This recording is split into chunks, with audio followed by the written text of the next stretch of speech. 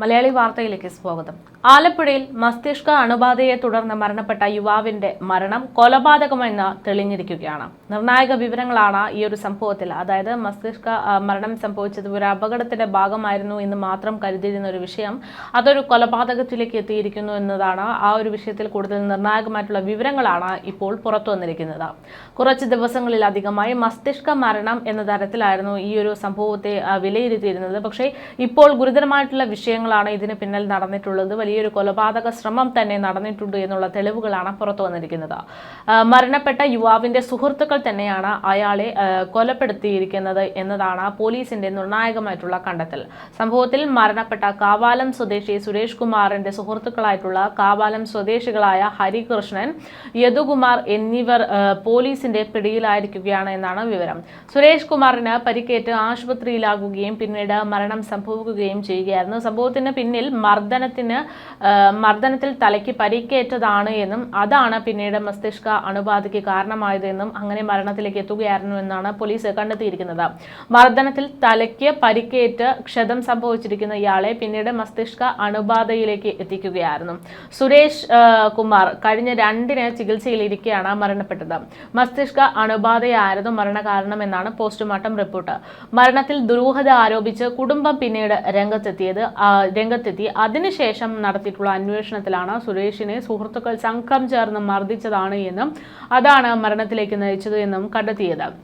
തലയ്ക്കുള്ളിൽ അണുബാധയേറ്റാണ് കവാലം കുന്നമ്മ സ്വദേശി സുരേഷ് കുമാറിന്റെ മരണം സംഭവിച്ചതെന്നും തിരുവല്ലയിലെ സ്വകാര്യ മെഡിക്കൽ കോളേജ് ആശുപത്രിയിൽ ഇവരെ നേരത്തെ തന്നെ ചികിത്സയിൽ തുടരുകയായിരുന്നു എന്നൊക്കെയായിരുന്നു റിപ്പോർട്ട്. ചികിത്സയിലിരിക്കെ 30-കാരനായിട്ടുള്ള ഇദ്ദേഹം ജൂൺ 2-നാണ് രാത്രി മരണപ്പെടുന്നത്. തലയ്ക്കുള്ളിലെ അണുബാധയാണ് സുരേഷ് കുമാറിന്റെ മരണകാരണം എന്നാണ് പോസ്റ്റ്മോർട്ടം റിപ്പോർട്ടിലും പ്രാഥമികമായി വന്നിരുന്ന വിവരം. തലയോട്ടിക്ക് ക്ഷതമേറ്റതായി കണ്ടെത്തിയിരുന്നു. ഇത് അപകടത്തിൽ പരിക്കേറ്റതാണ് എന്നാണ് നേരത്തെ തന്നെ സുരേഷ് വീട്ടുകാരോടും ഡോക്ടറോടും ഒക്കെ പറഞ്ഞിരുന്നത്. എന്നാൽ പ്രദേശവാസികളായിട്ടുള്ള 4 പേർ ചേർന്ന് ഇയാളെ മർദ്ദിച്ച് അവശനാക്കി. അതിന്റെ മുഖാന്തരം ഉണ്ടായിട്ടുള്ള കാരണമാണ് ഒരു മരണം. സുരേഷ് മരിച്ചിരിക്കുന്നത്, അതായത് സുഹൃത്തുക്കളുടെ ആക്രമണത്തിലാണ് സുരേഷ് മരണപ്പെട്ടത് എന്ന തരത്തിലുള്ള റിപ്പോർട്ടുകൾ പുറത്തു വന്നിരിക്കുകയാണ്.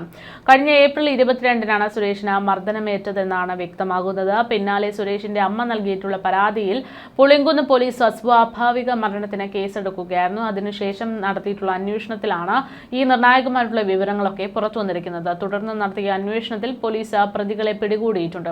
അതേസമയം പലതരത്തിലുള്ള അക്രമ പരമ്പരകൾ അരങ്ങേറിക്കൊണ്ടിരിക്കുകയാണ് കേരളത്തിൽ. പലതരത്തിലുള്ള വിശ്വസിക്കാൻ സാധിക്കാത്ത തരത്തിലുള്ള ആക്രമണങ്ങളൊക്കെയാണ് ഇത്തരത്തിൽ ഓരോ ദിവസവും പുറത്തു വരുന്നത്. ഇന്നും കേരളത്തിന് പലയിടങ്ങളിൽ നിന്നായിട്ട് വരുന്ന റിപ്പോർട്ടുകൾക്കിടയിൽ ഇതുപോലുള്ളൊരു സംഭവം റിപ്പോർട്ട് ചെയ്തിട്ടുണ്ട്. അതായത് വാട്സപ്പ് ചാറ്റിനെ തുടർന്നുണ്ടായ തർക്കത്തിന്റെ പേരിൽ സഹോദരങ്ങളെ വെട്ടി പരിക്കേൽപ്പിച്ചിട്ടുള്ള ഒരു സംഭവം. കോഴിക്കോട് നിന്നാണ് അങ്ങനെ ഒരു റിപ്പോർട്ട് പുറത്തു വന്നത്.